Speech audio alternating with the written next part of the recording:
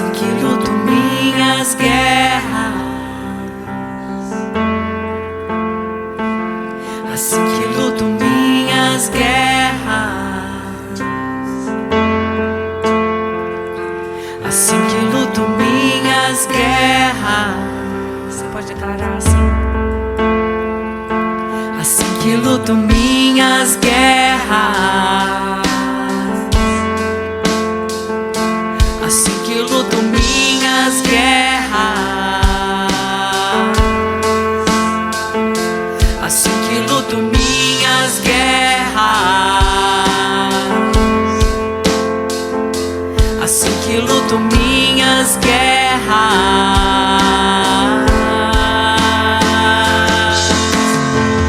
Parece que estou cercado, mas sou guardado por ti.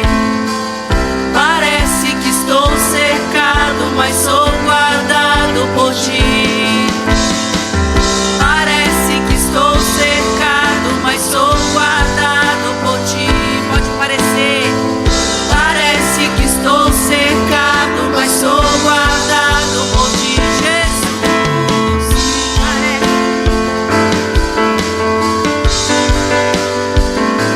assim que luto minhas guerras, assim que luto minhas guerras, assim que luto minhas guerras. Você pode guerrear. Assim que luto minhas guerras, assim que luto minhas guerras.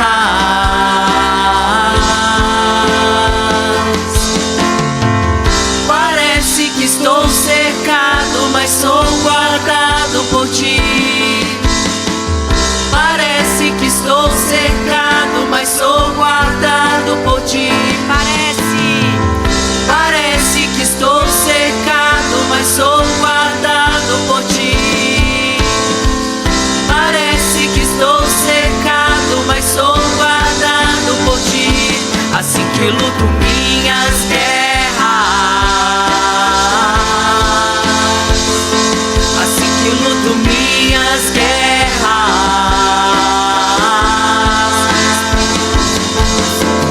Santo Espírito, és bem-vindo aqui. Vem inundar, encher este lugar. É o desejo do meu coração. Sermos inundados por tua glória, Senhor.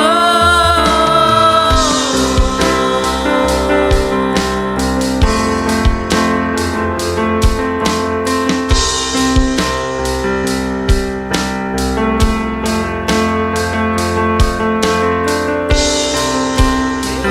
provei e vi o mais doce amor que liberta o meu ser e a vergonha desfaz. Tua presença, não há nada,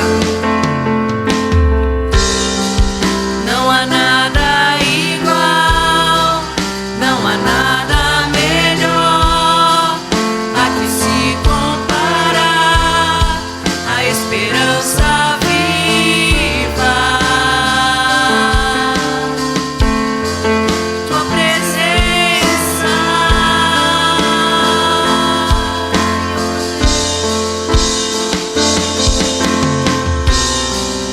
eu provei e vi o mais doce amor que liberta o meu ser e a vergonha desfaz.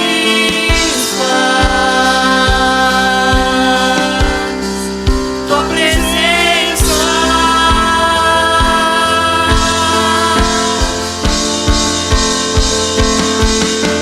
Santo Espírito, és bem-vindo aqui. Vem inundar.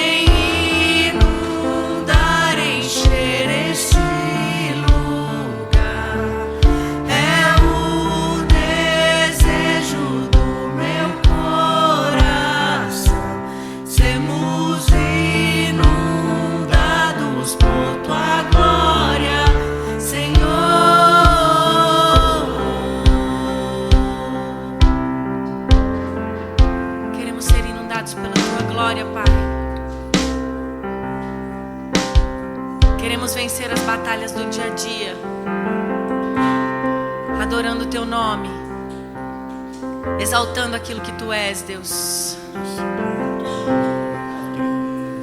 E assim queremos guerrear todos os dias, Pai, sem murmurar, sabendo que todas as coisas cooperam para o bem daqueles que amam ao Senhor, Pai. Assim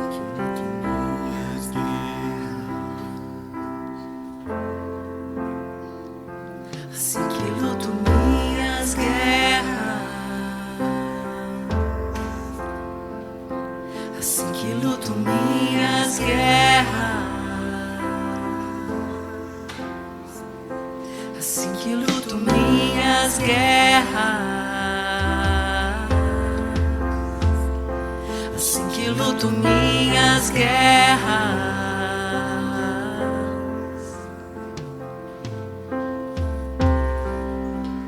Louvado seja o teu nome, Pai, nessa noite.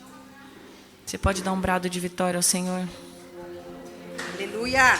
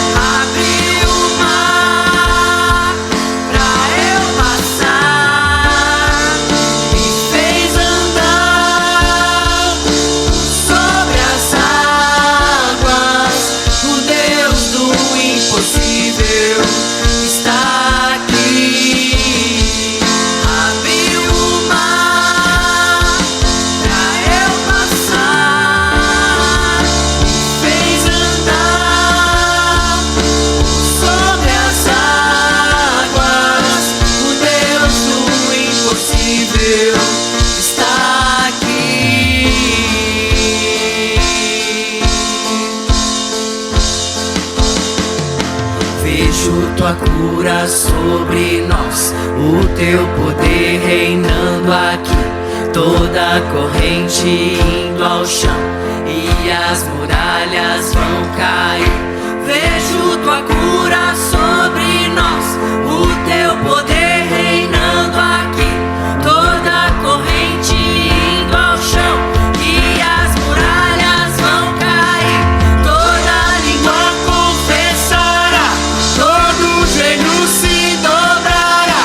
Nome maior que o seu não há, no teu poder vamos provar. Toda língua confessará, todo joelho se dobrará.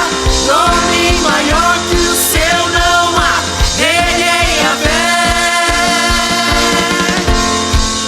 Abriu o mar pra eu passar, me fez andar sobre as águas. O Deus do impossível está aqui. Abriu o mar pra eu passar, me fez andar sobre as águas.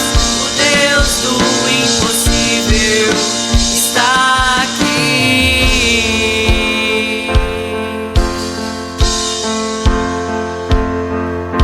Vejo tua cura sobre nós, o teu poder reinando aqui. Toda corrente indo ao chão e as muralhas vão cair. Vejo tua cura sobre nós, o teu poder reinando aqui.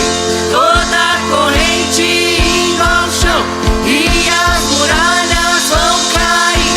Toda língua confessará, todo joelho se dobrará. Nome maior que o seu não há, no teu poder vamos provar. Toda língua confessará, todo joelho se dobrará. Nome maior que o seu não há, ele é Yahvé. Abriu o mar, fez andar sobre as águas. O Deus do impossível está aqui. Abriu o mar pra eu passar, me fez andar sobre as águas. O Deus do impossível está aqui. O Senhor está aqui nessa noite e Ele quer ser tocado. Ele quer ser tocado por você. Você crê que Ele pode todas as coisas? Que Ele pode abrir o mar, Ele pode te fazer andar sobre as águas, Ele pode curar a sua enfermidade, Ele pode curar a sua dor emocional, Ele pode te levar a lugares altos, Ele pode fazer o milagre que você precisa nessa noite. Se você crê, dê um aplauso ao Senhor.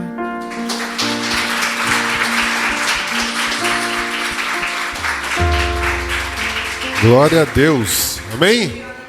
Amém. Pode se sentar. Crianças, venham para cá.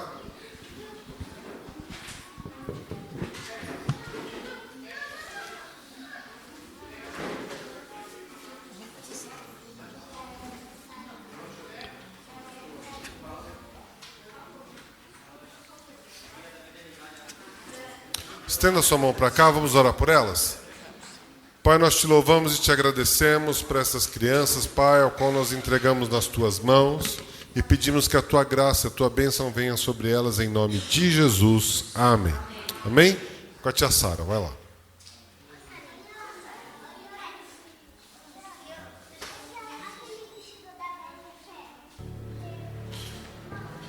Glória a Deus. Temos recado, dona Berta? Oi?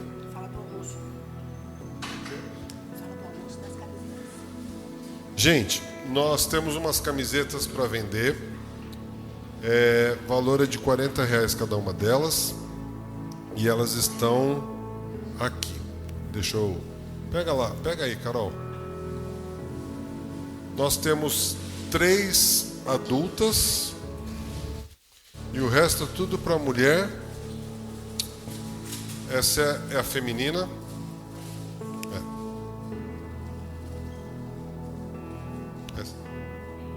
Essa é tamanho M.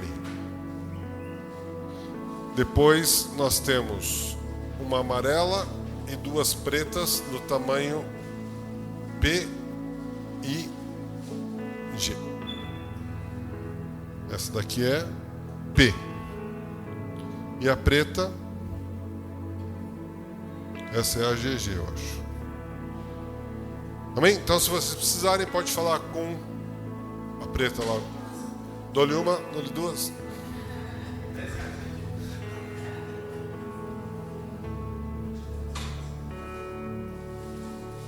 Ele gosta apertadinho. Aqui a turma vai tudo na academia, gosta tudo de camiseta bem apertada. Mostrar os braços. Ei, Eduardo.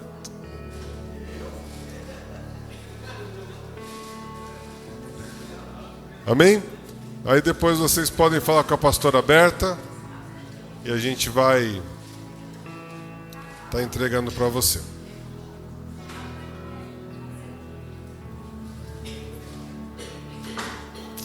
Abra sua Bíblia no livro de Lucas, capítulo 4.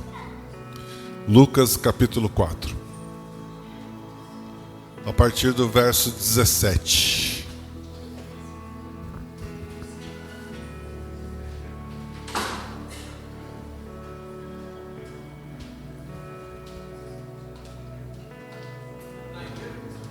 Oi? Sim, por favor.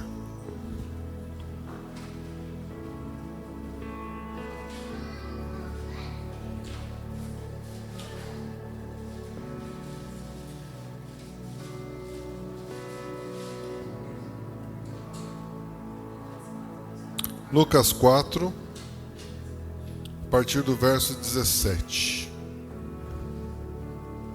Hoje nós temos um culto de cura e libertação, então é sempre na primeira quarta-feira do mês. A gente não faz aquela mesa com as comidas, mas a gente alimenta o espírito, amém? Então a gente tem hoje esse tempo de cura e libertação em nome de Jesus. Lucas capítulo 4, versículo 17. Eu quero te situar no tempo. Então Jesus está numa sinagoga e ele abre o livro do profeta Isaías. E aí ele fala assim: foi-lhe entregue o livro do profeta Isaías, e abrindo-o achou o lugar em que estava escrito: o Espírito do Senhor está sobre mim, porque me ungiu para anunciar as boas novas aos pobres.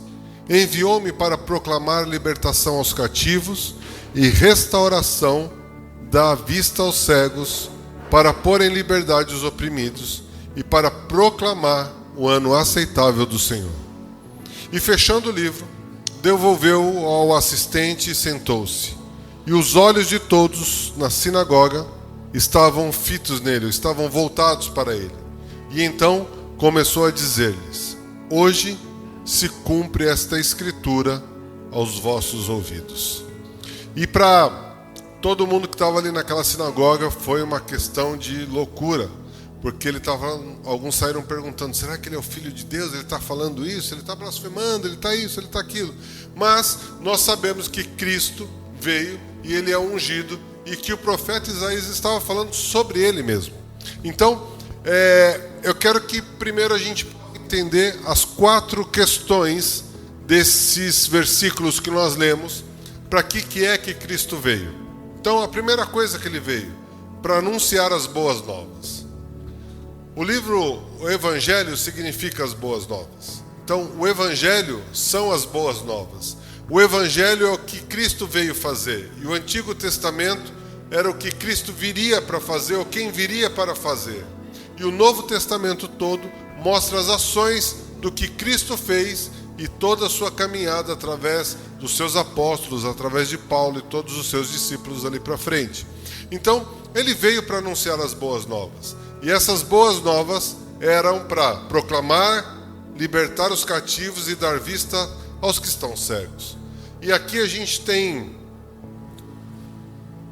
duas formas de enxergar isso, a espiritual e a material. Quando nós falamos de cativos, eu quero que você entenda, cativo é toda aquela pessoa que está privada de alguma coisa. Ela está exclusa da sociedade, então ela está em cativeiro, ela está presa, aprisionada em algo. Então, muitas vezes nós podemos estar cativos a algumas situações e não sabemos. Nós podemos estar cativos a alguns pensamentos e não sabemos. E dar vista aos cegos. Então, o Evangelho veio para trazer luz àquilo que vai ser anunciado. Eu não sei se você lembra, mas no culto passado nós falamos que o quê? Que o grande, dominador deste mundo, desta era, ele não quer que nós enxerguemos o quê? A luz de Cristo. Então, quando ele fala que ele vem para poder dar luz aos cegos ou fazer os cegos enxergarem, foi exatamente o que aconteceu com Saulo. Saulo, quando ele viu aquela luz chegando no caminho de Damasco na frente dele, ele cai ao chão, todas as pessoas estão ali e Jesus fala diretamente com ele. Então, essa luz que o Evangelho traz é para que a gente possa acordar e saber o que acontece lá fora. E através desse ver, desse mover e esse enxergar as coisas do mundo, nós possamos ser transformados. Libertar os oprimidos. Opressão. Vocês já viram eu falando aqui sobre pressão e opressão. A pressão é toda aquela que a gente sente no dia a dia. São as contas que vêm para pagar, a dificuldade de exercer uma função, o chefe que cobra demais, os afazeres que a gente tem para estar fazendo. Mas quando ele vira uma opressão, aí já é algo espiritual onde a gente precisa tomar cuidado. Porque aí essa esfera espiritual ela pode estar nos trazendo algumas outras coisas à mente e nós fazermos coisas erradas, até mesmo atentar contra a nossa própria vida. Então nós temos que tomar cuidado quando a pressão vira opressão. E essa opressão é demoníaca, essa opressão é do diabo, essa opressão é aquela que vai querer te levar para o inferno mesmo. Então nós temos que tomar cuidado com isso. E depois anunciar o ano aceitável do Senhor. O ano aceitável do Senhor é aquele momento onde nós aceitamos o Senhor como único e suficiente Salvador e nós entregamos a nossa vida pregressa e a nossa vida passada nas mãos de Deus para que a gente possa ter acesso à cruz do Calvário e ao sangue de Jesus que foi derramado na cruz do Calvário. Para quê? Para que cubra multidão de pecados sobre a nossa vida. Então, a partir do momento que você aceita o Senhor como único e suficiente Salvador, você está fazendo o quê? Falando o seguinte: eu aceito que o preço que foi pago na cruz do Calvário por Cristo Jesus vai apagar todo o meu pecado diante do inimigo. Então, espiritualmente, a gente está livre para isso. Então, as primeiras coisas em uma libertação, nós precisamos entender aonde nós estamos presos, aonde nós estamos cativos, e depois sabermos como nos libertar. Então, eu vou trazer para o dia de hoje, se alguém te amarrar com uma corda, é uma forma de você sair, cortando a corda. Mas e se alguém te prender com algemas? Como é que você vai sair disso? Então, se a gente não sabe onde nós estamos presos, nós não sabemos como vamos sair desse cativeiro, desse aprisionamento. Então, a primeira coisa é nós conhecermos aonde está a nossa prisão. A primeira coisa é saber aonde vem essa relação de opressão. É sabermos de onde vem toda essa questão de estarmos não indo para frente, achando sempre que tem um peso em nós, uma bola segurando as nossas pernas, que a gente não consegue avançar, que a gente não consegue ir para frente, que a gente arruma confusão em todo lugar que vai, que a gente tem pensamentos ruins, que a gente tem atitudes ruins. Então nós precisamos entender qual é a situação que nós nos encontramos. E para isso a Bíblia já fala: examine-se o homem a si mesmo. Mas à luz de quem? À luz da Bíblia. E eu quero te dizer uma coisa: ninguém mais do que você e Deus sabe quais são os pontos que você tem que arrumar. Você sabe onde você é. Você sabe aonde pega as coisas. Você sabe aonde você tem problema. Você sabe aonde é que você precisa melhorar.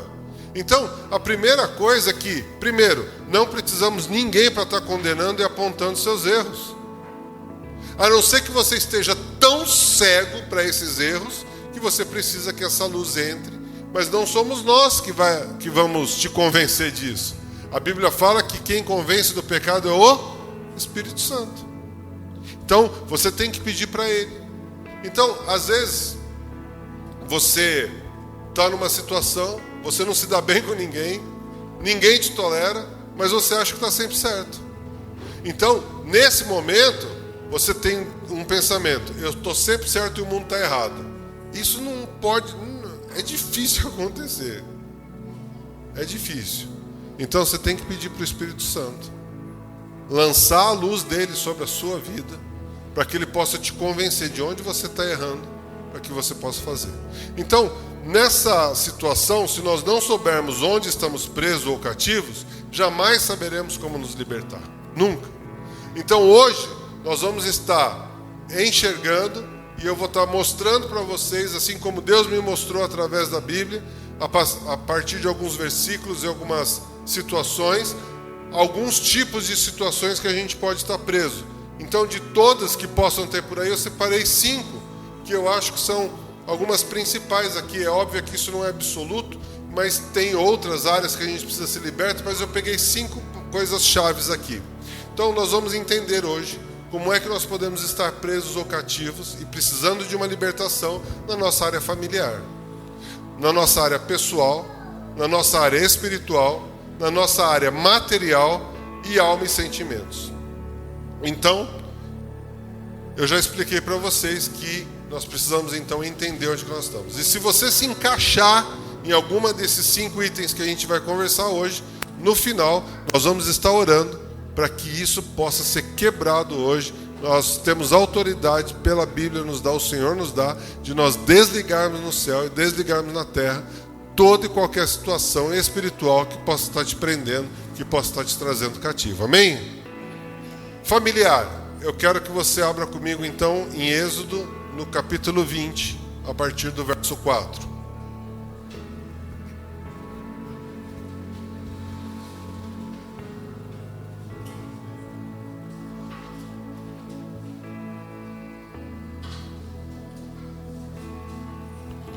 Êxodo 20, verso 4, diz assim: não farás para ti imagem esculpida, nem figura alguma do que há em cima no céu, nem debaixo na terra, nem nas águas debaixo da terra. Não te encurvarás diante delas, nem as servirás, porque eu, o Senhor teu Deus, sou Deus zeloso, que visito a iniquidade dos pais nos filhos até a 3ª e 4ª geração daqueles que me odeiam, e uso de misericórdia com milhares dos que me amam e guardam os meus mandamentos. Então, Êxodo 20, ele está falando uma instrução sobre o que a gente devia fazer ou não devia fazer.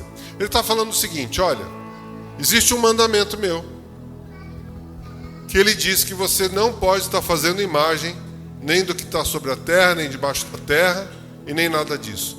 Quem faz isso, ou quem vai contra os meus preceitos, os meus mandamentos, é a pessoa que está em desobediência. Então, através dessa palavra, ele diz assim: eu sou um Deus zeloso, e eu visito a iniquidade dos pais nos filhos, até a 3ª e 4ª geração. Então, nós temos que prestar atenção qual é a área familiar que tem entrado em nossas vidas, ou seja, por onde é que ela entrou, que tem alcançado os meus filhos, ou os meus netos, ou os meus bisnetos. O que foi que atingiu o meu pai ou a minha avó que está afligindo a geração futura?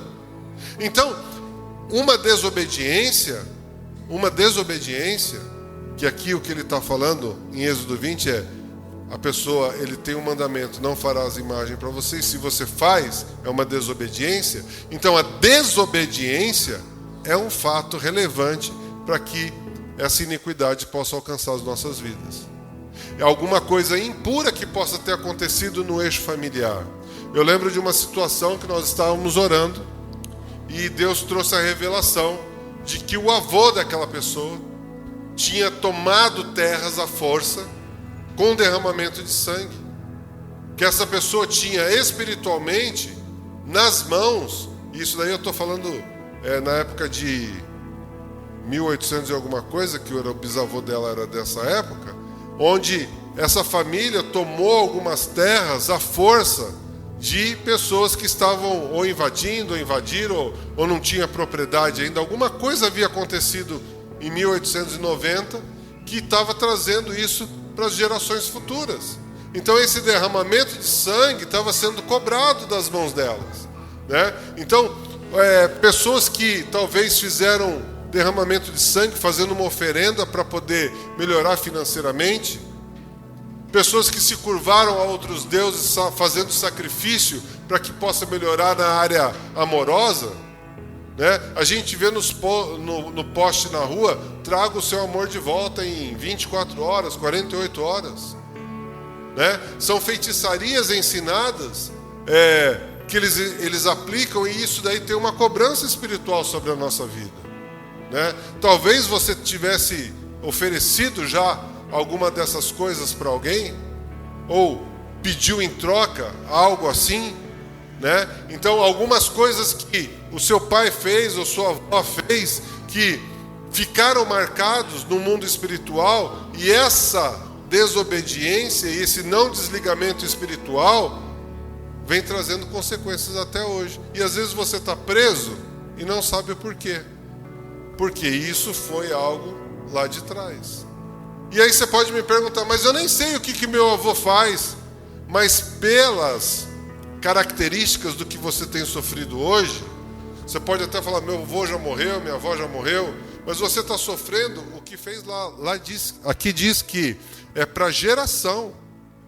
Ele não está falando se é geração viva ou quem cometeu já morreu ou não, mas ele visita essa geração, e esse espírito maligno vem cobrando geração em geração. Às vezes você nem sabe. Às vezes você nem sabe. Tem muitas pessoas que são consagradas a partir do nome. Eu conheço um monte. Maria, Conceição, Terezinha. Ah, porque ela nasceu no dia da Santa Terezinha. Ah, nasceu no dia de São João. Ah, eu chamei ele de Antônio porque ele é homenagem ao Santo Antônio. Então isso daí são consagrações, que nada mais é do que Êxodo está explicando, se curvar a outros deuses. Então, quando nós entendemos isso, opa, existe algo na minha vida que está me prendendo, e de repente você nem sabe o que é. De repente é o teu nome que foi consagrado a alguém. De repente foi uma situação que você esteja vivendo, que foi passado para você. Nós já fomos orar em lugares, em terrenos que foram comprados, que naquele terreno houve um centro de umbanda, de macumba, e tinha derramamento de sangue ali. Então o mundo espiritual estava reivindicando ainda aquele lugar. Mas para Deus nada é impossível, e tudo pode se resolver a partir do momento que você sabe por que está acontecendo tudo isso. Então, para que a gente possa entender o que está acontecendo, nós precisamos ler a palavra de Deus, e o Espírito Santo trazer a luz sobre tudo isso daí. Então, existem muitas coisas em nossas vidas que vêm de algo familiar. Aí você pode me dizer assim, mas a partir do momento que eu entreguei a minha vida para Cristo, eu não rompo em mim os meus pecados? Sim, mas aqui está falando da iniquidade dos seus pais. Então, aquela semente você não vai levar para frente, mas você tem colhido dela. E de repente você aceitou Jesus depois de ter tido um filho, e o teu filho está colhendo essa geração. Então, o que é preciso fazer? Arrependimento, entrega, quebrar no mundo espiritual, no mundo terreno todo laço que possa ter que desagradou ao nosso Deus. Como ele diz aqui, eu sou um Deus zeloso. Eu visito a iniquidade dos pais, dos filhos, dos pais nos filhos, até a terceira geração, daquele que me odeia. E aqui esse odeia, ou aquele que me desobedece, né? Então você pode falar assim, mas eu não odeio Deus. Meu pai não odiava Deus. Ele era de outra religião, mas ele não odiava Deus. A questão aqui não é odiar de ódio, mas é de desobediência. Então, é fundamental. Quando você tem um filho, você não pede para ele ser obediente? Você não ora para o teu filho nascer obediente? Ou você quer ter um filho desobediente? É isso. Essa obediência. Aí ele pega ainda e fala assim, mas eu uso de misericórdia com milhares dos que me amam e guardam os meus mandamentos. Ou seja, daqueles que me obedecem. Então, nós podemos ter alguma coisa familiar que está sobre a sua família, sobre a sua geração, que você não sabe o que é, mas o Espírito Santo sabe e ele pode te guardar de tudo isso. Basta você declarar. Porque, na verdade, se nós confessarmos os nossos pecados, ele é fiel e justo. Ele perdoa e visita as iniquidades dos nossos pais e rompe tudo isso. E a partir de você, uma nova geração vem, sendo abençoada até a milésima geração. Nós podemos dar um basta naquilo que tem nos aprisionado familiarmente. Pessoalmente, Salmos 51, verso 3 em diante.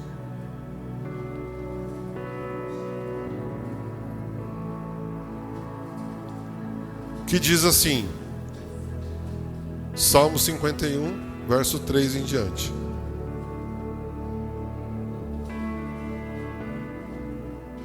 Pois eu conheço as minhas transgressões e o meu pecado está sempre diante de mim. Olha só, isso aqui é um salmo de Davi que está dizendo exatamente isso. Pois eu conheço as minhas transgressões e o meu pecado está sempre diante de mim. Contra ti somente pequei e fiz o que é mal diante dos teus olhos, de sorte que é justificado em falares e inculpável em julgares. Eis que eu nasci em iniquidade e em pecado me concebeu a minha mãe. Eis que desejas que a verdade esteja no íntimo, fazendo-me, pois, conhecer a sabedoria no secreto da minha alma. Purifica-me com isopo, e fica limpo, e ficarei limpo. Lava-me, e ficarei mais alvo do que a neve. Faz-me ouvir júbilos e alegria, para que se regozijem os ossos que esmagam-me. Esconde o teu rosto dos meus pecados e apaga todas as minhas iniquidades. Cria em mim, ó Deus, um coração puro, renovado em mim um espírito estável. Davi está ensinando como é que a gente tem que orar. Davi está mostrando no Salmo 51 exatamente como nós devemos nos portar quando a gente sabe e conhece as nossas iniquidades. Ninguém mais do que nós mesmos sabemos aonde nós erramos, quais são os nossos pecados e quais são as nossas transgressões. Mais uma vez eu falo, não precisa de nós estarmos te mostrando isso. O diabo já faz isso com muita maestria. Nós não precisamos ser auxiliar do capeta para mostrar onde você está errando, mas nós temos que te mostrar um caminho para que você possa sair desse buraco. E Davi nos mostra esse buraco. E ele fala assim, olha, purifica a minha vida, me lava, como que eu vou ficar mais... Ele tem confiança, ele fala para Deus, Deus me lava, Espírito Santo me renova, que eu vou ficar mais alvo do que a neve, eu vou ficar branco, mas eu preciso ser renovado, porque eu sei qual é a minha transgressão. A minha transgressão é tão grande que está esmagando os meus ossos. A minha transgressão é tão grande que eu sei que eu estou ficando afastado do Senhor. A minha transgressão é tão grande que eu estou tomado de tristeza, eu estou tomado de pressão e opressão. A minha transgressão é tão grande que eu estou vivendo dias tristes. E aí ele pega e confessa tudo isso ao Senhor. E aí ele consegue ser limpo de todas as coisas. Ele fala assim, ó: cria em mim, ó Deus, um coração puro e renova em mim um espírito estável. Olha só essa palavra: cria em mim um espírito estável. Fala assim: cria em mim um espírito estável. Na instabilidade. Não, agora não é para repetir, não. Na instabilidade, o diabo usa a sua vida. É quando você age por emoções que o diabo entra na sua vida. Pode perceber. Quando você está irritado, quando você está se defendendo sem pensar, quando você está fazendo alguma coisa, quando alguém te fecha, quando alguém, no trânsito, quando alguém faz alguma coisa para você, quando alguém te acusa e você bate de pronto, nessa instabilidade que o mundo te tira, você acaba errando. Então, quando ele pede, cria em mim, renova em mim um espírito estável, ele está dizendo assim: eu preciso de um equilíbrio sobre a minha vida para que eu possa tomar as decisões certas e não errar mais. Eu preciso de um coração novo, um coração puro, ou seja, um coração sem aquela intenção maligna, porque o coração do homem é enganoso.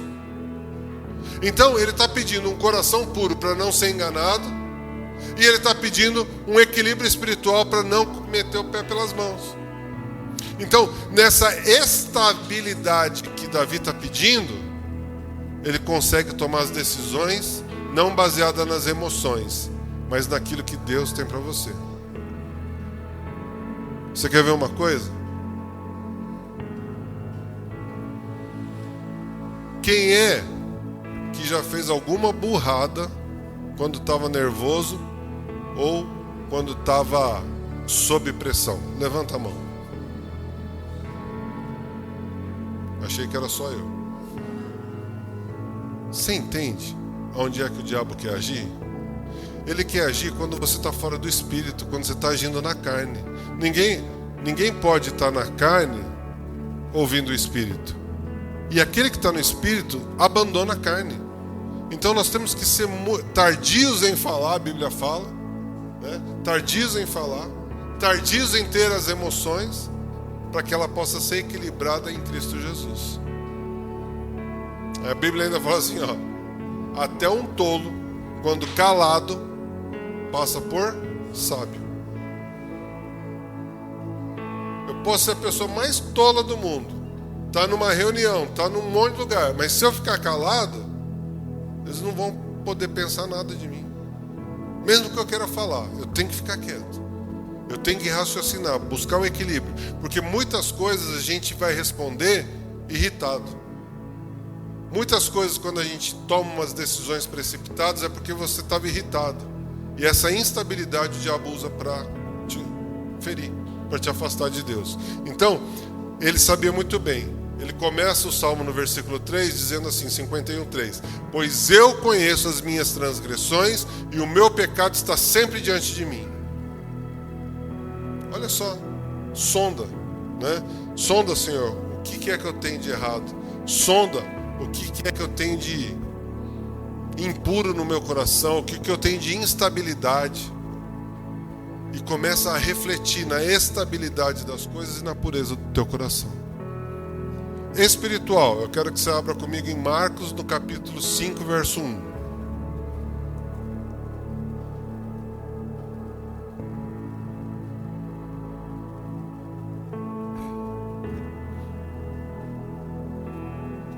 Marcos 5:1. Jesus sai de um lado e vai para o outro lado do mar. Então, chegaram então ao outro lado do mar, a terra dos Gerasenos. E logo que Jesus saíra do barco, lhe veio ao encontro dos sepulcros um homem com espírito imundo, o qual tinha sua morada nos sepulcros, e nem ainda com cadeias podia alguém prendê-los. Porque tenho sido muitas vezes preso com grilhões e cadeias, e as cadeias foram por eles feitas em pedaços, e os grilhões em migalhas, e ninguém podia domar. E sempre de dia e de noite andava pelos sepulcros e pelos montes, gritando e ferindo-se com pedra. Vendo, pois, de longe a Jesus, correu e o adorou. E clamando com grande voz disse: Que tenho eu contigo, Jesus, Filho do Deus Altíssimo? Conjuro-te, por Deus, que não me atormentes. Pois Jesus lhe dizia: Sai desse homem espírito imundo. E perguntou-lhe: Qual é o teu nome? Respondeu ele: Legião. E o meu nome, porque somos muitos. E depois eu quero que você abra no Salmo 91, verso 3. E segura aí que eu vou falar sobre esse texto aqui primeiro. Jesus se depara com uma pessoa que estava possessa, endemoniada, e que vivia no sepulcro, e ninguém conseguia segurar essa pessoa. Eles amarravam ele destruía, eles prendiam com grilhões, ele se soltava, ninguém podia. E quando Jesus chegou e a luz de Cristo refletiu sobre aquele lugar, sobre o sepulcro, que normalmente é escuro, e disse: Sai dele. Ele falou assim: Por que você está me atormentando, Jesus? Deixa eu quieto aqui. Eu não quero sair daqui, eu estou confortável nessa situação. Ninguém me detém. E nessa situação toda, Jesus expulsa esse demônio que está sobre essa pessoa, e ela volta a ser normal. Mas a questão é que, espiritualmente, as pessoas podem ficar possessas e endemoniadas? Podem. Crente pode ficar possesso? Pode. Não deveria, mas pode. A questão não é se você está possesso ou endemoniado. A questão é: qual é a luz que brilha em você que deixa esses espíritos se aproximarem de você? Qual é a situação que você tem vivenciado, que você tem dado permissão para que esses espíritos possam chegar perto de você? Será que não é uma questão familiar, como nós lemos lá no começo? Será que não é uma questão pessoal? Né? Então, o que é que dá brecha para que o inimigo possa adentrar e fazer morada no meu corpo humano? Tomar posse. Quais são as brechas que o inimigo encontrou? Porque a Bíblia diz que ele fica ao derredor, rugindo como um leão, buscando o quê? Uma brecha para nos tragar, nos devorar, nos destruir. Então, nós precisamos justamente essa autoanálise em nossas vidas espirituais para saber onde é que nós estamos errando. Sabe, há muito tempo atrás existiam situações que a gente deparava em libertações, que a pessoa achava que o que ela estava fazendo não era pecado. Não era pecado. Então, aquilo ela fazia constantemente, que virava um pecado de estimação. Ela já não estava, ela estava com a mente cauterizada sobre aquilo. E uma delas é mentir o tempo inteiro. Então, você fala uma coisa, mente para o outro, a hora que você está vendo, você criou uma fantasia tão grande que você nem sabe onde mais você começou. Então, mas para ela se tornou tão comum não falar o que realmente aconteceu, não falar a verdade, que inventar uma história em cima da outra era normal. Você quer ver uma outra coisa que abre brechas para a gente? É você fazer... A Bíblia fala que a mulher precisa se guardar para o seu marido, amém? É o que a Bíblia fala. Então, as pessoas vêm orar para a gente e falam assim: olha, minha mãe casou grávida, minha avó casou grávida, eu tenho medo de casar grávida. Eu falo assim: querida, é só você seguir o mandamento.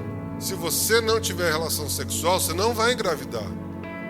Então você tem que se cuidar e você tem que se preservar para o marido que você for casar. Para esse você vai entregar o seu corpo. Então, nessa situação, para ela, por quê? Porque dentro da família dela, o sexo não era problema.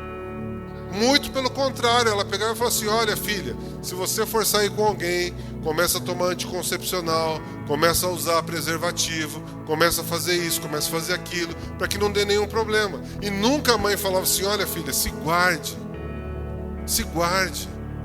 sabe? E a gente foi reconhecer isso depois que a gente foi cristão, né? E a pergunta é: você gostaria que alguém defraudasse a sua filha? Se coloque no lugar do pai. Você gostaria, ou da mãe, você gostaria que alguém defraudasse a sua filha antes do casamento e que ela passasse por relacionamentos de 1, 2, 3, 4, 5, 6, 7, 8 relacionamentos antes do casamento? O mundo moderno diz que isso é normal, que isso pode, que é tranquilo, que as pessoas precisam experimentar mesmo. Mas a Bíblia não diz isso. A Bíblia diz que a gente precisa se guardar. Tanto o homem como a mulher.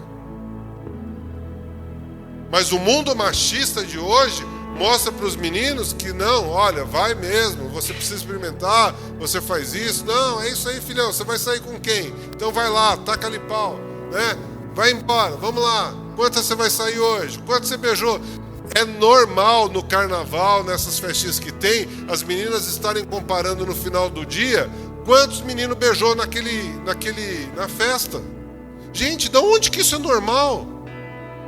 Você beijar 5, 6, 7 pessoas na mesma festa, naquela mesma noite. Isso não é normal. Isso se refere, sabe a quê? Aquelas festas e orgias que existiam lá em Roma, que se chamavam, que eram dedicadas ao rei Baco, que era o bacanal. Daí veio a palavra. Que era regada a vinho, era regada a bebidas, e eles perdiam a noção, ou seja, estavam desestabilizados e faziam o que o corpo desejasse fazer. Não se guardavam para nada. Não se guardavam para nada. Aí você pode me perguntar: mas eu já fiz, e agora? Como é que eu faço? Queridos, Deus é tão poderoso que Ele pode trazer de volta para você a sua pureza. A pureza não mais vem daquilo que você fez, mas daquilo onde você está. Se você está em Cristo Jesus, o teu coração puro vai ser renovado. O seu coração puro vai ser trazido de volta. A sua estabilidade vai ser recuperada. Então nós precisamos entender isso. Nós precisamos entender de que o mundo fala uma coisa, os psicólogos falam outra, mas a Bíblia diz uma coisa que é real. Guarde-se.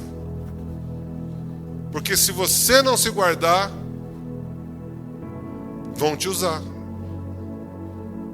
Eu lembro, há muito tempo atrás, uns 15, 20 anos atrás, eu vi uma pregação e a pessoa mostrava 2 notas de R$50.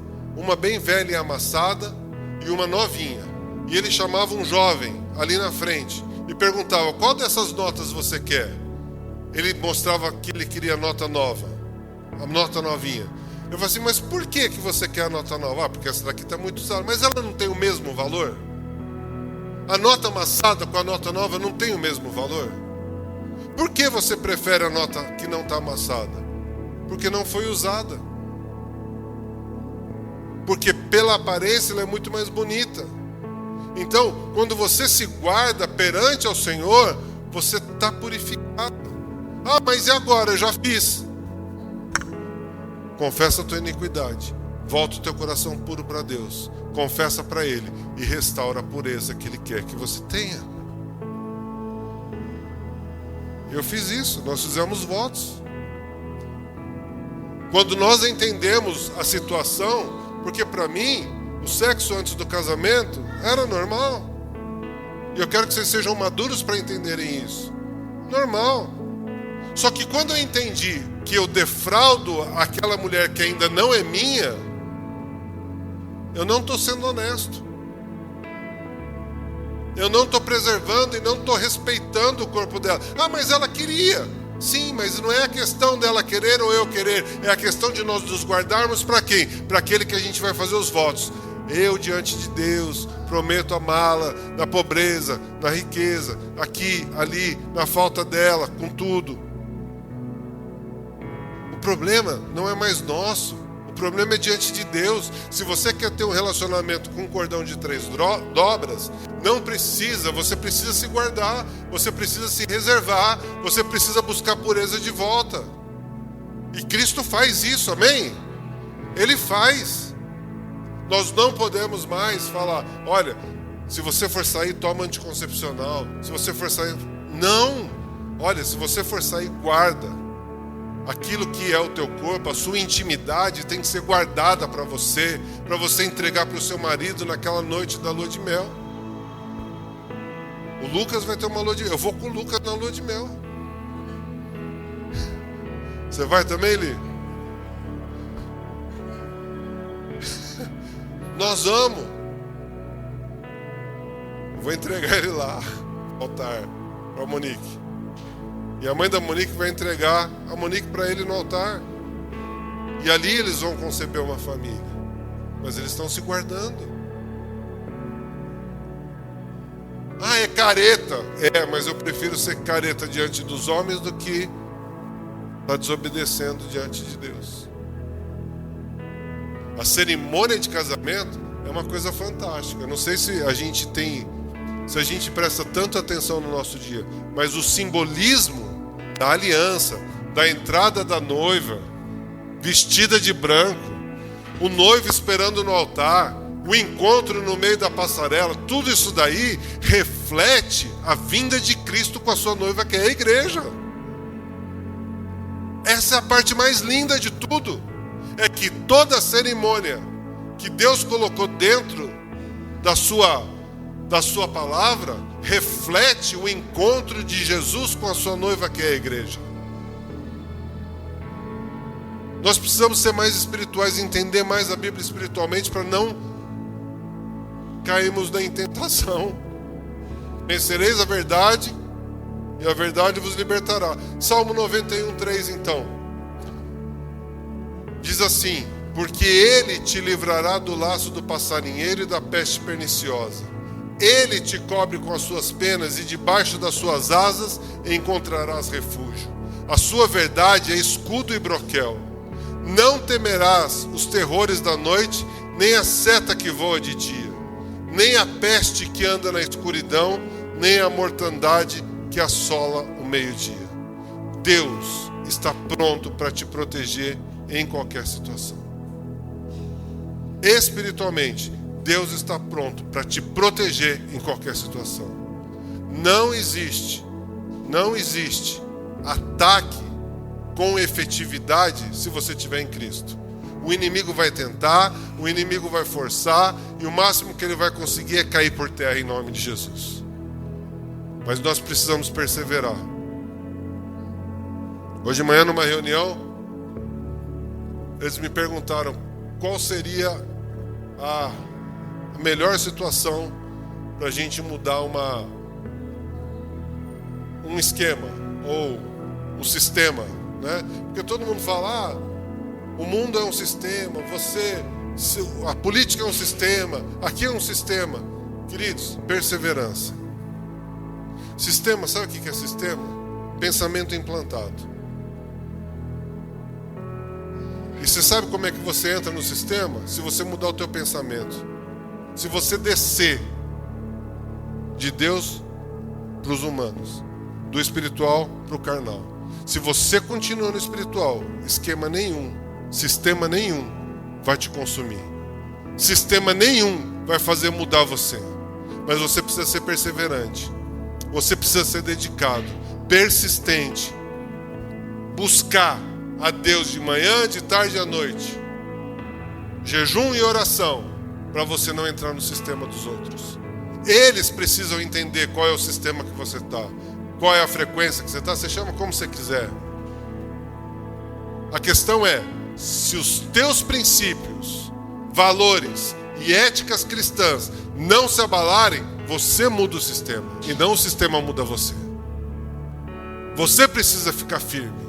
Você precisa de autoridade de Deus para se posicionar. E quando isso acontece, eu duvido que um homem posicionado, um homem bem posicionado, eu duvido que alguém vai fazer alguma oferta indesejada para ele. Duvido. Um homem posicionado, ninguém vai querer subornar, porque sabe o que vai receber. Agora, aquele que é meia boca, vomita. Se posicione. Não negocie valores cristãos. Não negocie a ética e nem a sua moral. Aquilo que seu pai te ensinou, aquilo que você aprendeu na Bíblia.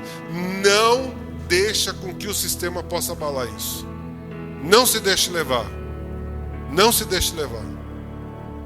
O que é errado, pode estar todo mundo fazendo, continua sendo errado. E o certo, um só fazendo certo. Certo é certo. Não negocie valores. Não negocie valores. O diabo é louco para negociar valores. Foi assim nas tentações com Cristo. Ele queria negociar os valores com Cristo. Olha, se você me prostrar, me adorar, eu vou te dar todo o reino. Não negocie valores. Saiba quem é Deus na sua vida. E o diabo vai tentar uma vez, vai tentar a segunda, a terceira, a quarta, a quinta, mas ele vai ser sempre derrotado. E aí ele que procura alguém fraco para pegar.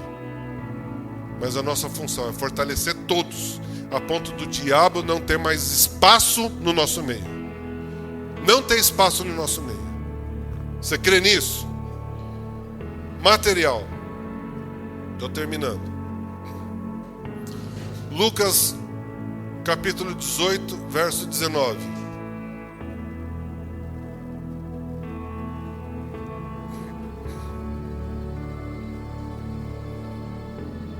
Lucas 18, 19. Respondeu-lhe Jesus: por que me chamas de bom? Bom, aqui é um jovem rico. Vai diante de Jesus e fala assim: ó, homem bom. E ele responde para esse menino: por que me chamas de bom? Ninguém é bom, senão um, que é Deus. Sabes os mandamentos: não adulterarás. Porque esse menino chega perguntando o que ele tem que fazer para ganhar a vida eterna, tá? É aquela passagem do jovem rico. Sabes os mandamentos: não adulterarás, não matarás, não furtarás, não dirás falso testemunho, honra teu pai e tua mãe. E replicou o homem: tudo isso tenho guardado desde a minha juventude.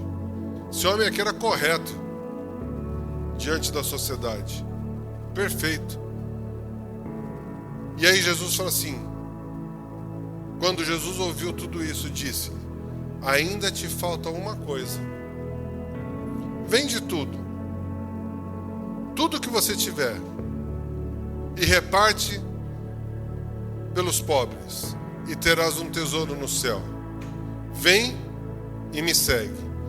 Mas ouvindo ele isso, encheu-se de tristeza, porque era muito rico. Queridos, você seguir todos os mandamentos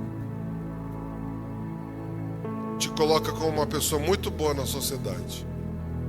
Mas você abrir mão dos valores do mundo para servir a Cristo te rende a vida eterna.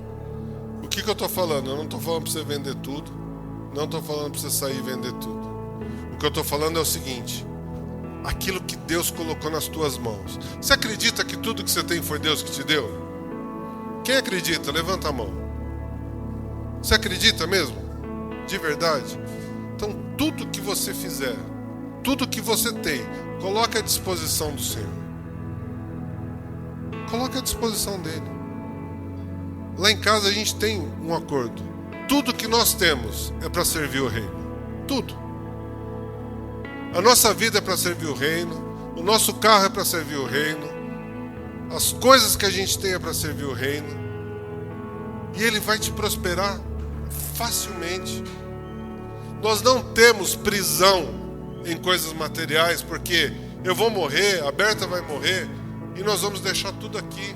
nós não vamos levar nada. Você pode até falar assim, eu vou te enterrar com a escritura do teu apartamento. Não vai chegar lá no céu essa escritura. Sabe por quê? Ele já foi preparar uma casa para mim. A minha escritura está na mão do Senhor Jesus. Lá, o que a gente acha que é muito para aqui, qual é o metal mais precioso que existe aí? Ouro? Ouro, platina, essas coisas, né? Pérolas. A Bíblia diz que as ruas são feitas de ouro na Nova Jerusalém. O asfalto, que a gente não dá valor para nada, lá é ouro. Essa rua inteira é de ouro. Então, para Jesus, quando ele estava falando com esse menino, ele estava falando assim, olha, é muito bom que você tenha observado todos esses mandamentos, mas de verdade, aonde está o teu coração em tudo isso? Aonde está o teu coração em tudo isso? Está nas posses que você tem, sabe por quê? Quem já assistiu o zoológico de... Não é Vladivostok, não.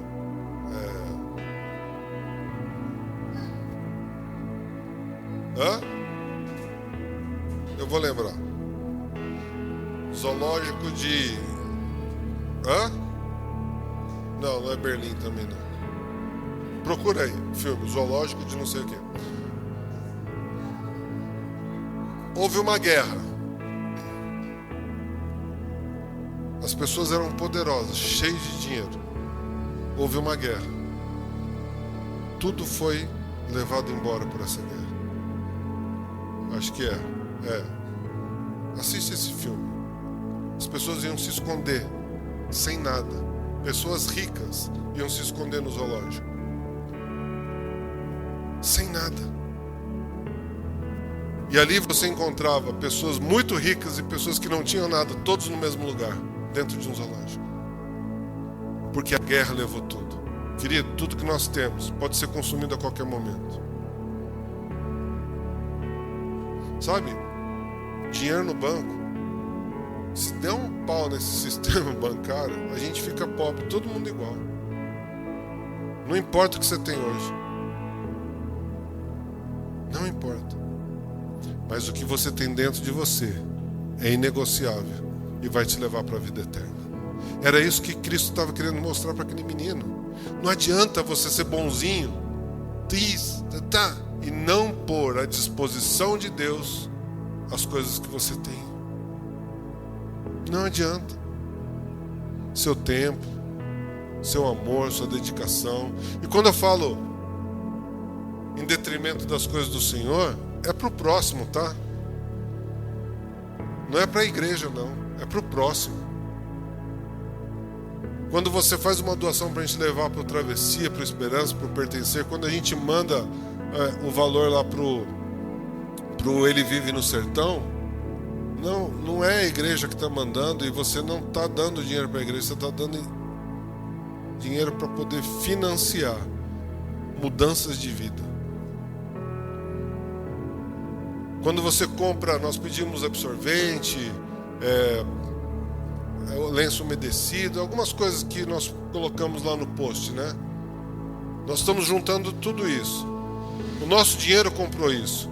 Mas você sabe o que isso vai fazer na vida daquela pessoa? Vai fazer diferença. Vai fazer diferença. Ela vai se sentir amada. Então, quando nós usamos aquilo que nós temos para o benefício do próximo, a palavra de Deus, bem-aventurado aquele que é perseguido, porque terá vida eterna. E aquele que visitou alguém na prisão, visitou a Jesus. Aquele que deu um prato de comer, deu para Jesus. Mas quando, Jesus, que eu fiz isso? Quando é que você estava preso e eu te visitei? Quando é que eu te dei um prato de comida? Quando foi que eu fiz isso? Toda vez que você faz isso para algum necessitado, você está fazendo para mim. Toda vez. E ele estava querendo ensinar isso para esse jovem rico. Mas a palavra de Deus diz assim: mas ouvindo isso, ele se encheu de tristeza, porque era muito rico. Fazia tudo muito bem, mas não servia a Deus para poder ter a vida eterna. Sabe, servir, a hora que você entender o que é servir, a hora que você entender a essência do serviço, de que quem está aqui de pé pregando é o menor de todos, nós todos vamos querer ser o menor de todos, porque nós não estamos servindo a homens, nós estamos servindo a Deus. Isso é o que nos enche de alegria, nos dá esperança, de obras com uma fé de que nós podemos mudar vidas. Você tem mudado vidas de muitas pessoas quando você oferta aqui. Muitas pessoas que poderiam estar num estado deplorável na rua, porque a gente semeia nessa igreja. Você muda a vida de pessoas. Quando a gente faz um bazar, quando a gente traz roupa, quando sobram as roupas do bazar, que a gente vai fazer um varal solidário lá na Praça 15. Quando a gente faz tudo isso, nós estamos mudando vidas. São vidas que são mudadas. Você não está dando uma calça, você está mudando uma vida. Você não está dando um sapato, você está mudando uma vida. Você muda uma vida. Quando você vai cozinhar no Pertencer, você não está cozinhando, você está mudando vida. Você está dando amor, carinho. As pessoas se sentem importantes com isso. E para terminar, almas e sentimentos. Queria que você abrisse no Salmo de 142, do verso 1 ao verso 7.